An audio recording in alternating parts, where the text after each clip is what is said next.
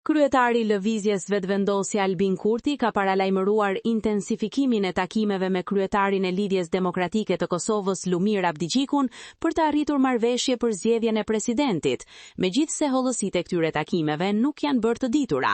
Por burimet të RTV21 brenda LVV-s thonë se bisedimet Kurti Abdigjiku janë fokusuar jo vetëm në zgjedhjen e presidentit, por edhe në ndarjen e posteve, që përfshin edhe kryetarin e kuvendit.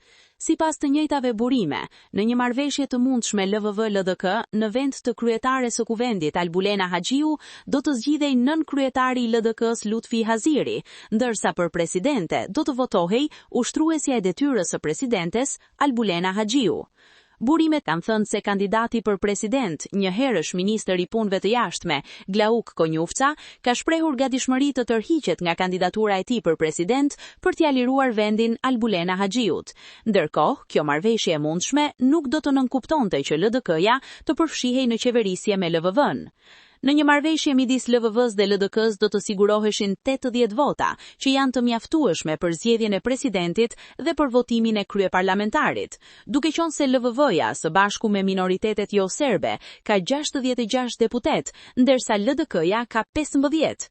Zvarritja e një marrëveshje i LVV-LDK për çështjen e presidentit po shkaktohet pasi kryeministri Kurti i ka kërkuar në takim Abdigjikut që të sigurohen 84 deri në 85 vota për zgjedhjen e presidentit, duke shfaqur dyshime se brenda deputetëve të LDK-s mund të ketë të tillë që nuk do ta votonin Albulena Haxhiun për presidente për t'ia liruar vendin e udhëheqjes së kuvendit Lutfi Hazirit.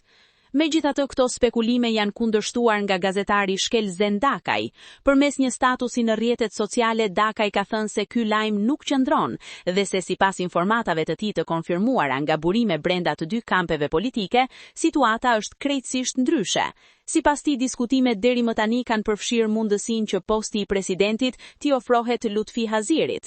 Ai ka theksuar se aktualisht nuk ka asgjë konkrete apo të dakorduar dhe se tema është ende në nivel diskutimi.